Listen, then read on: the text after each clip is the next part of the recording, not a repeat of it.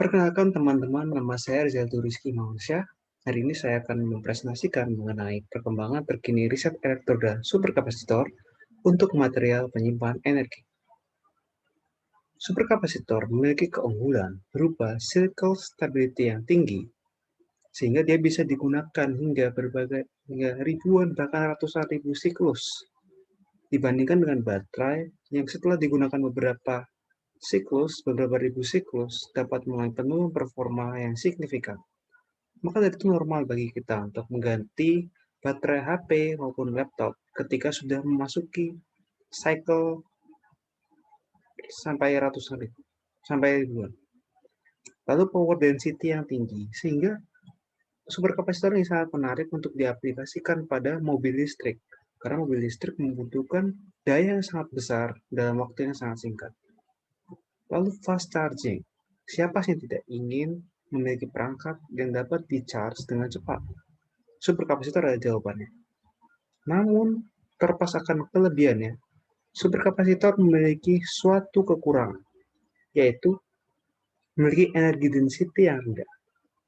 Ini berarti daya dan energi yang disimpan di dalamnya tidak bisa digunakan dalam jangka waktu yang lama. Sehingga pada suatu saat akan terjadi pelepasan energi. Sehingga superkapasitor harus ditingkatkan energi density-nya. Ini adalah Raygun plot, yaitu perbandingan antara penyimpan energi satu dan lainnya.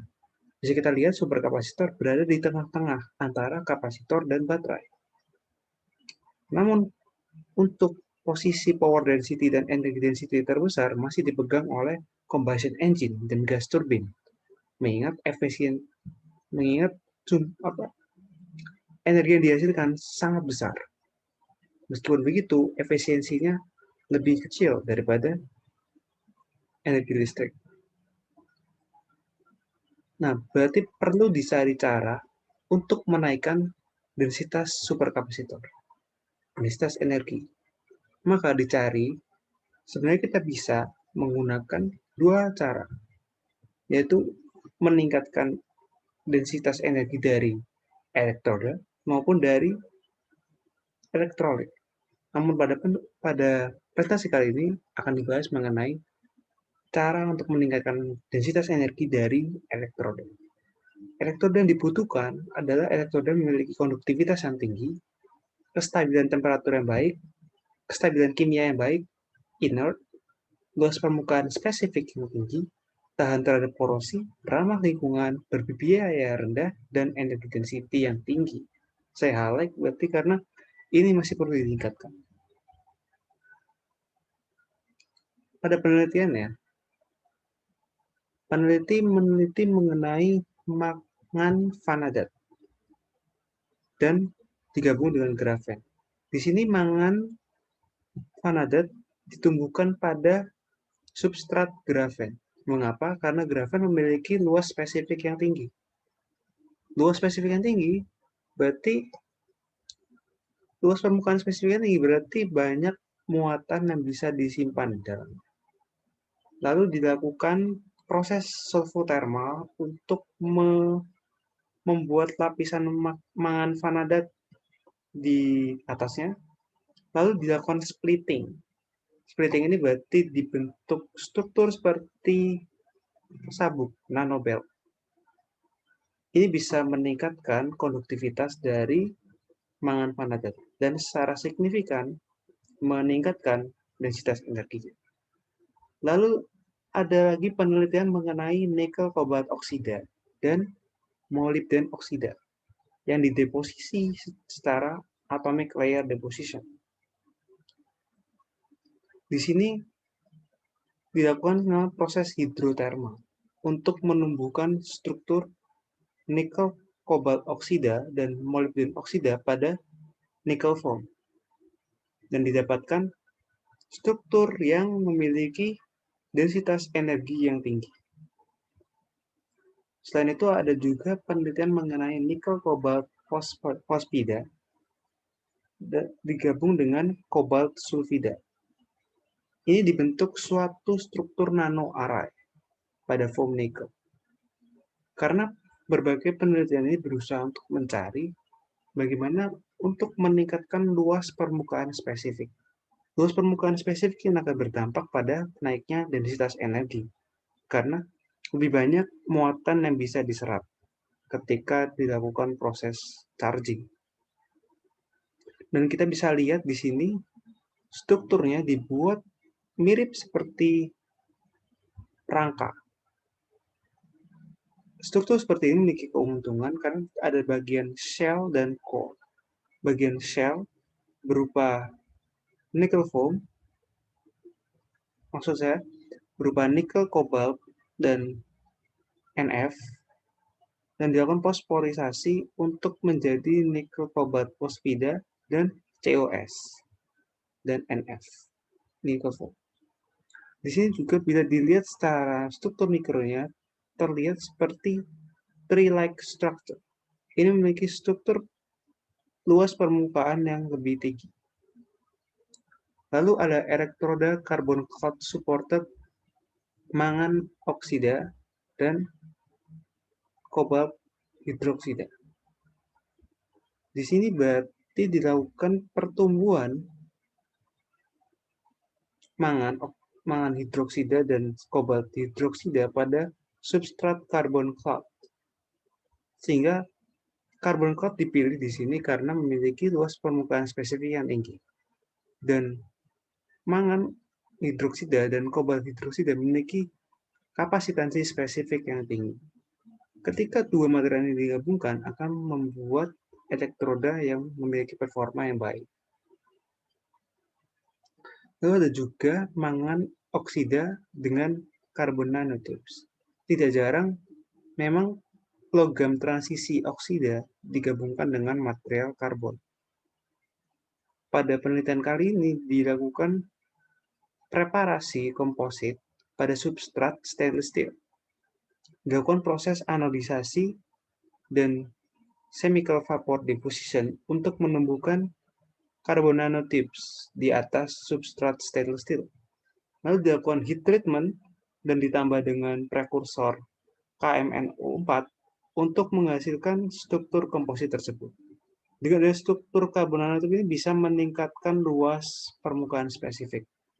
Dan MnO2 ini bisa meningkatkan densitas energi yang ada di komposit ini.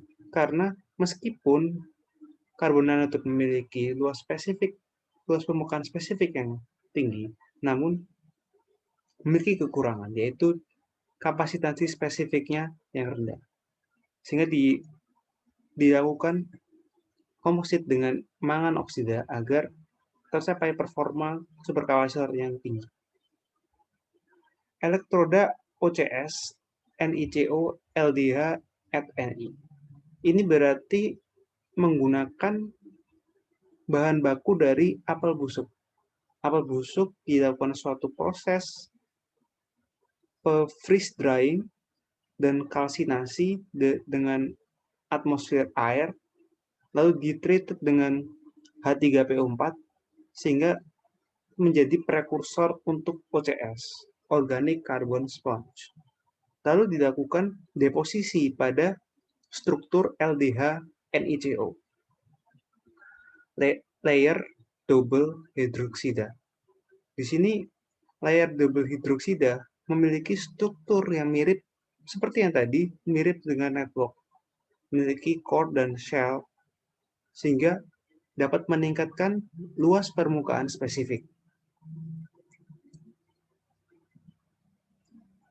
Dan ini menarik karena bisa diaplikasikan untuk fleksibel superkapasitor. Karena memiliki fleksibilitas yang lumayan tinggi dan dapat menggunakan bahan baku dari daur ulang yang bisa mengurangi sampah, limbah industri, dan juga menekan harga biaya pembuatan. Karena seperti yang diketahui, CNT, RGO, reduksi graphite oxide, dan lain-lain itu memiliki harga yang lumayan tinggi dan untuk preparasinya membutuhkan waktu dan teknik yang lumayan sulit. Lalu ada juga mengenai conducting polymers. Conducting polymers ini menarik untuk aplikasi yang membutuhkan fleksibilitas dan keringanan. Biasanya ini diteliti untuk material wearable device atau material fleksibel superkapasitor. Kali ini PANI digabungkan dengan PGBM 5. Polyaniline ini dilakukan deposisi pada PGBM. PCBM memasuki struktur PANI. Bisa dilihat di gambar sebelah kiri adalah PANI yang murni. Memiliki porositas yang lebih tinggi daripada PANI yang sudah dideposisikan PGBM 5 ke dalamnya. Dengan dideposisikannya PGBM 5 ini sebagai material berbasis karbon, meningkatkan luas permukaan spesifik dari PANI dan meningkatkan konduktivitasnya. Selain itu juga bisa meningkatkan densitas energi dan kapasitansi spesifiknya. Lalu ada material C60 atau fullerene yang digabungkan dengan nikel hidroksida beta. Fase beta ini relatif lebih stabil dibanding fase alfa karena Ni hidroksida memiliki bentuk yang lain.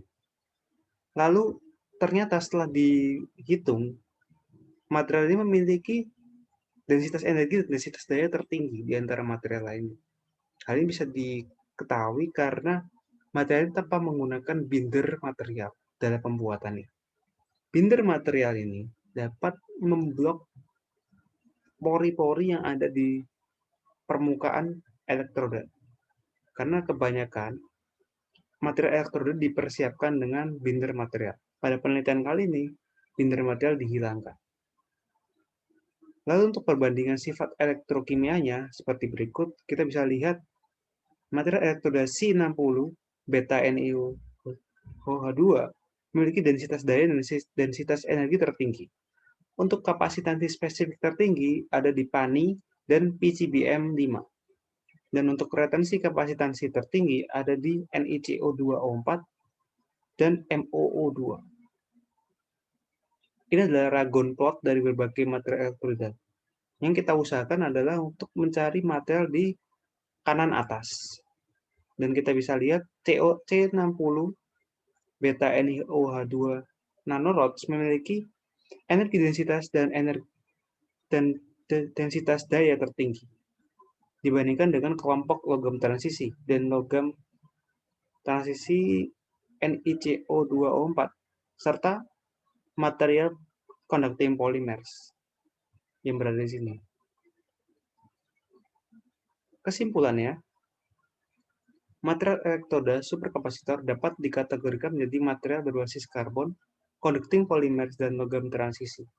Usaha meningkatkan performa seperti memperbesar luas permukaan elektroda dengan membuat struktur seperti tree-like atau shell core structure yang ada rongganya, atau membuat material komposit. Karena seperti kita tahu, setiap material memiliki kelebihan dan kekurangan masing-masing, sehingga perlu dilakukan kombinasi antara keduanya, menghasilkan efek sinergisitas yang bisa meningkatkan performanya, dan juga menghilangkan material binder yang dapat memblok pori-pori. Usaha pengembangannya yaitu penggunaan bahan daur ulang, seperti pada apel busuk sebagai prekursor OCS tadi, lalu bahan ramah lingkungan, seperti material logam transisi berupa mangan, dipilih karena relatif lebih ramah lingkungan, karena keberadaannya di alam melimpah, dan untuk material lainnya, dalam penambangannya itu terkadang tidak sesuai dengan SOP, tidak ramah lingkungan. Sehingga dengan adanya material pengganti berupa mangan dan nikel kobalt dapat lebih ramah lingkungan. Lalu terdapat juga pengembangan menggunakan material fleksibel. Ini penting karena banyak aplikasi sekarang membutuhkan fleksibilitas.